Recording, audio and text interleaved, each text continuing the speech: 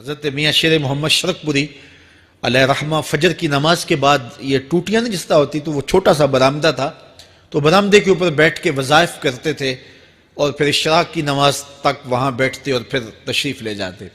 گرمی کی شدت تھی تو حضرت فرائض کی ادائیگی کے بعد وہاں چلے گئے تو نمازیوں نے آپس سے مشورہ کیا کہ یار حضرت کو عرض کریں کہ بارش کے لیے دعا کی جائے. تو حضرت جا کے وہاں اپنے وظائف میں لگ گئے تو انہوں نے کہا چلو ہم مسجد کے سین میں کھڑے ہو جاتے ہیں, حضرت توجہ کریں گے تو عرض کریں گے. تو جتنے نمازی تھے وہ سارے صحن میں کھڑے ہو گئے اور برآمدے کے اوپر میاں صاحب وظائف میں لگے. جب آپ کی نظر پڑتی نا لوگوں کی جانب تو جتنے بھی نمازی تھے سارے ہاتھوں سے اشارے کر کے کہتے یعنی دعا کرو. زبان سے نہ بولتے, ہاتھوں کو ایسے ہلاتے اور یہ کہتے کہ ادھر آسمان کی طرف اشارہ کر کے کہتے دعا کرو. میاں صاحب پھر وظائف میں لگ جاتے. پھر جب میاں صاحب کی آنکھ اٹھتی نا تو یہ سارے ہاتھ اٹھاتے اور آسمان کی طرف ہاتھ اٹھا کہتے.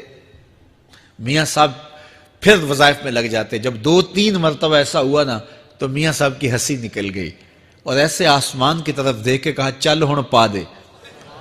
کہتے ہیں بس یہ بات کہنے کی دیر تھی کہ چھم چھم می برسنے لگا. تو جب کوئی حضور کا ہو جاتا ہے تو رب اس کو اپنا محبوب بنا لیتا ہے. تو حضور کی محبت خدا کی محبوبیت کا ذریعہ ہے. اس لیے ہمیں حضور کا پیار اپنی روحوں میں موجزن کرنا ہے, حضور کی محبت اپنی روحوں میں اتارنی ہے, اور محبت اپنے تمام تر تقاضوں کے ساتھ جب روح پذیر ہوگی تو پھر ہمارا انداز زندگی بھی سنور جائے گا, ہماری آخرت بھی سنور جائے گی. محبت کے من جملہ تقاضوں میں سے سب سے بڑا تقاضا محبوب کی اطاعت ہے کہ بندہ جس سے پیار کرتا ہے اس کی بات مانتا ہے.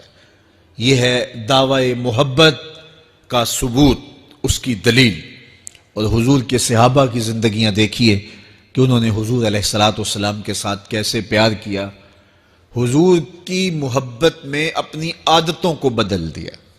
حالانکہ عادتیں نہیں بدلی جاتی. 2 سکے بھائی ہوں, رشتہ کتنا گوڑا ہے, اور ایک گھر میں پرورش پائی ہے, ایک گود میں پلے ہیں, ایک باپ کے گہوارہ تربیت میں رہے ہیں, لیکن طبائع میں اختلاف یہ ایک فطری بات ہوتی ہے. ہمارے پاس لوگ آتے ہیں 2 سکے بھائی ہوتے ہیں, ایک کی طبیعت ادھر کو جا رہی ہوتی ہے, دوسرے کا مزاج ادھر کو جا رہا ہوتا ہے. ایک سخت نرم مزاج ہوتا ہے اور دوسرے کی آنکھوں سے انگارے پھوٹ رہے ہوتے ہیں. ایک معاف کر دینے والا ہوتا ہے, ایک سخت غصیلا ہوتا ہے. ایک کی طبیعت کے اندر تلخی کی چنگاریاں ہوتی ہیں اور ایک کی طبیعت کے اندر نرمی کے پھول ہوتے ہیں. آپ نے بھی دیکھا ہوگا. تو یہ ایسا ہوتا ہے. اب اسی طرح کھانے پینے کی چیزوں میں طبائع کا اختلاف یہ فطری بات ہے. ایک کو ایک چیز پسند ہوتی ہے, دوسرے کو وہ چیز پسند نہیں ہوتی ہے. بعض اوقات ماں کو مسئلہ ہوتا ہے کہ یہ چیز اگر میں تیار کرتی ہوں تو میرا دوسرا بیٹا نہیں کھاتا, تو اس کے لیے بعد سے الگ سے کوئی چیز تیار کرنی پڑتی ہے کہ اس کی ڈیمانڈ یہ ہے اور میرے اس بیٹے کی ڈیمانڈ یہ ہے. مائیں مزاج سمجھتی ہیں. ایک آغوش میں پرورش پانے کے باوجود خون ایک ہے, گہوارہ تربیت ایک ہے, دودھ ایک ہے, لیکن طبیعتوں کے اندر اختلاف پایا جا رہا ہے. لیکن صحابہ کی زندگیاں دیکھیے, انہوں نے اپنی طبیعتیں بھی حضور کی طبیعت کے سانچے میں ڈھال دی. حضرت انس بن مالک کو کسی نے دیکھا کہ وہ شوربے سے کدو کے ٹکڑے نکال کے کھا رہے ہیں, تو کہا یہ کیا کر رہے ہو؟ کہا میں نے ایک دن حضور کو یوں کرتے ہوئے دیکھا تھا. تو طبائع کا اختلاف یہ ایک فطری اختلاف ہوتا ہے, لیکن صحابہ نے اس کو بھی چھوڑا اور حضور کی محبت کے سانچے میں ڈال دیا. پھر اس چیز کا انتظار نہیں کیا کہ حضور کا فرمان کیا ہے, حضور کی چاہت پہ اپنے مزاج کو بدلا. اللہ اکبر. حضور علیہ السلام مدینہ المنورہ کی گلی سے گزر رہے تھے, ایک گنبد نما مکان بن رہا تھا اور ایسے مکان حضور کو پسند نہیں تھے. تو آقا کریم علیہ السلام نے پوچھا یہ مکان کس کا ہے؟ کہا فلاں انصاری کا ہے. حضور گزر گئے, چہرے پہ تھوڑے سے ناگواری آثار حویدہ ہوئے. کسی نے اس صحابی کو بتا دیا کہ حضور گزرے تھے, تیرے مکان کو دیکھا, شاید پسند نہیں آیا. 2-4 دن کے بعد حضور دوبارہ گزرے, دیکھا کہ وہاں ملبے کا ڈھیر پڑا ہوا تھا. فرمایا اس صحابی کو بلاؤ، بلایا گیا، کہا میں پرسوں ترسوں گزرا تھا، تیرا مکان دیکھا تھا، یہ کیا ہوا؟ عرض کی میں نے گرا دیا ہے۔ فرمایا کیوں؟ عرض کی سنا تھا آپ کو پسند نہیں، سنا تھا آپ کو پسند نہیں، میں اور آپ دیکھیں ہمارا کیا کیا حضور کو پسند نہیں، سر سے لے کر پاؤں تک، نجی زندگی سے لے کے سیاسی زندگی تک، اپنے امور ذات سے لے کر کے اپنی معاشرتی زندگی تک، ہمارا کیا کیا حضور کو پسند نہیں، اور ہر وہ چیز بدل دیں جو حضور کو پسند نہیں۔ محمد دی زیارت محمد دے رنگ وچ، اے ٹھگ بازیاں جانے پیارا محمد صلی اللہ علیہ وسلم۔ میرے شیخ کامل کا ایک شعر ہے، اور وہ شعر اتنا وزنی ہے کہ اگر میرے پاس جواہر لال موتی ہوں اور میں ایک پلڑے میں ڈال دوں اور ایک پلڑے میں یہ شعر رکھ دوں تو یہ شعر پھر بھی بھاری ہوگا۔ یاری لا تو پاک نبی سنگ، اے پر پوری یاری، پھر درود قبول ہے تیرا لکھ نہ لوں ایک واری۔ 1.25 لاکھ مرتبہ درود پڑھنا ایک طرف، اور ایک دفعہ حضور کی ذات پہ درود پڑھنا، ان کی محبت کے سانچے میں یوں ڈھل کر کے جو وہ کہتے ہیں وہ میری زندگی کا عمل ہے، یہ اس سے وزنی ہے، یہ اس سے بھاری ہے۔ تو حضور کی محبت، حضور کے ایک صحابی تھے، وہ حضور کو ملنے آئے، اور آئے تھے بحرین سے۔ اچھا، انہوں نے حضور کو سلام کیا تو حضور نے رخ پھیر لیا، ناراضگی کا اظہار کیا، تو وہ سمجھے کہ شاید حضور نے ایسے ہی رخ پھیرا، تو جدھر حضور نے رخ پھیرا وہ ادھر جا کے سلام کرتے ہیں، تو حضور نے پھر رخ پھیر لیا، سمجھ گئے کہ حضور ناراض ہیں۔ اب انہیں سمجھ یہ نہیں آ رہی تھی کہ ناراضگی کا سبب کیا ہے۔ وہ اصحاب رسول سے پوچھنے لگے کہ حضور مجھ سے ناراض لگتے ہیں، آپ میں سے کوئی بتا سکتا ہے کہ حضور کیوں ناراض ہیں؟ اللہ اکبر! آج تو کوئی بڑا باپ ہو، مرشد ہو، استاد ہو، ناراض ہو جائے اور شاگرد کو ناراضگی کی وجہ معلوم نہ ہو تو وہ الٹا ناراض آگے سے ہو جاتا ہے کہ میں نے جرم کیوں کیا ہے کہ استاد کا مزاج بگڑ گیا ہے۔ اللہ اکبر! لیکن ذرا دیکھیے، رنگ دیکھیے محبت کے، وہ صحابہ سے پوچھتا پھرتا ہے کہ حضور مجھ سے ناراض ہیں، مجھے بتائیے کہ کیا سبب ہوا؟ تو انہوں نے کہا کہ یہ تیرے ہاتھ میں جو سونے کی انگوٹھی ہے، اس سے حضور ناراض ہیں، کیونکہ حضور اس کو منع کر چکے ہیں۔ امت کے لیے سونا چاندی حضور نے امت کے مردوں کے لیے منع فرما دیا، صرف 4.5 ماشے سے کچھ کم کی انگوٹھی چاندی کی، اور وہ بھی عدد میں ایک ہو، شریعت نے جائز رکھی ہے۔ اگر 2 ماشے کی 2 ہوں گی تو پھر بھی جائز نہیں۔ عورت کو جائز ہیں 10 انگوٹھیاں پہنے، سونے کی پہنے، چاندی کی پہنے، یہ اس کا زیور ہے۔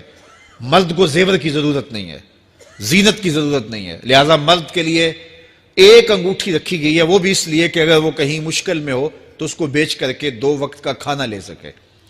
باقی اس کے لیے انگوٹھی 4.5 ماشے سے کم کا چاندی یا سونا 1 ماشا ہی کیوں نہ ہو، اس کے لیے جائز نہیں ہے۔ تو اس نے سونے کی انگوٹھی پہن رکھی تھی، لیکن اسے حرمت کا پتہ نہیں تھا، تو اس نے کہا کہ حضور مجھ سے کیوں ناراض ہیں؟ تو صحابہ نے کہا شاید یہ اس انگوٹھی کی وجہ سے ناراض ہیں۔ تو اس نے یہ نہیں کہا کہ مجھے تو پتہ ہی نہیں تھا، میرا کیا قصور؟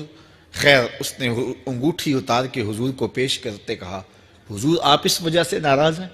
حضور نے انگوٹھی پکڑی اور ایسے پھینک دی، ناراضگی کی وجہ ختم ہو گئی، وہ بیٹھ گیا، بات شروع ہو گئی۔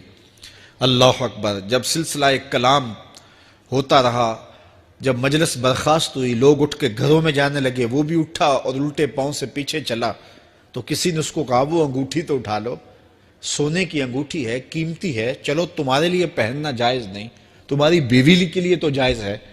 تو اس نے کیا جواب دیا سنیے، اس نے کہا واللہ لا آخذہ وقد طرحہ رسول اللہ صلی اللہ علیہ وسلم، اللہ کی قسم میں اس انگوٹھی کو کبھی بھی نہیں اٹھاؤں گا جس کو میرے حضور نے پھینک دیا ہے۔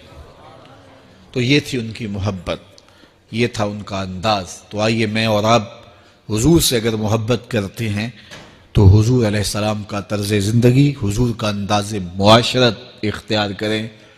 کثرت کے ساتھ مائیں بہنیں بیٹیاں بھی موجود ہیں، وہ بھی اپنی اولادوں کی تربیت اس نہج سے کریں کہ وہ حضور کی سنت، حضور کی سیرت اور حضور کی اتباع کے سانچے میں ڈھل جائیں۔ زندگی کا مقصد ہی یہی ہے۔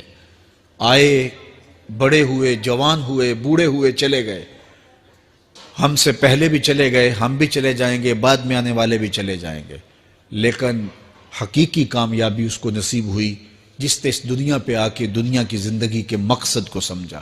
ہم آئے کیوں تھے، زندگی کس لیے ہمیں دی گئی تھی۔ اکبر الہ آبادی نے کیا ستھری تنقید کی تھی، کیا بتائیں احباب کیا کارنمایاں کر گئے، بی اے کیا، نوکر ہوئے، پینشن ملی اور مر گئے۔ یہ کوئی کام نہیں ہے، ہماری زندگی کا کوئی مقصد ہے جس لیے ہم انسان ہیں، اشرف المخلوقات ہیں۔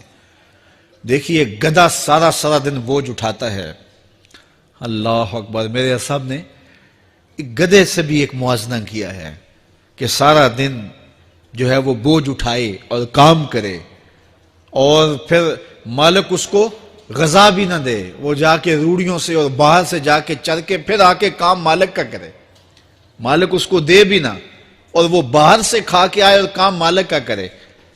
تو اگر بندہ ہو کے، انسان ہو کے اگر نہ کرے تو میرے حضور نے ایک لمبی ربائی ہے، اس میں آخر میں لکھتے ہیں تو چنگا یعقوب یا کھوتا تینوں شرم نہ آوے، کہ اگر وہ ایک گدھا بھی کام کرے، اپنی پیٹھ پہ بوجھ لا دے، اور تو اپنے مالک کے لیے کچھ نہ کرے، اور ساری نعمتیں مالک نے تجھے دی ہیں اور عزتیں اور آبرویں تیرے نام کی ہیں، اور تو اس کا حق ہی ادا نہ کرے، تو پھر کس طرح تیرے سے، تو پھر اولئک کل انعام بل ہم اضل، فرمایا تو چوپایا ہے بلکہ چوپایوں سے بھی بدتر ہے۔ تو میں اور آپ اپنے آپ کو انسان ثابت کریں، آج موقع ہے۔ سے ثابت نے اجے حواس تیرے، سے ثابت نے اجے حواس تیرے، کر لے نیکیاں رج کے تو، اڑیا رب رسول کیوں پل بیٹھوں، آ رب رسول ول پج کے تو، آئی موت ایتھے رہسن کم تیرے، آئی موت ایتھے رہسن کم تیرے، نیکیاں کر لے بھج کے تو، کی آکھ سن لوگ یعقوب تینوں، جب ٹر پیوں سر منہ کج کے تو۔ وہ وقت آئے گا جب تنیاں باندھ دی جائیں گی، جب دونوں جانب سے کفن باندھ دیا جائے گا، پھر پردہ ہٹا کے دیکھا جائے گا، پھر بند کر دیا جائے گا۔ وہ لمحے کتنے دردناک ہوں گے، وہ گھڑیاں کتنی دردناک ہوں گی۔ آج مجھے اور آپ کو اللہ نے موقع دیا ہے، تو آج حضور کی سیرت کو اپنانے کا، اپنی روحوں میں اتارنے کا عزم کر کے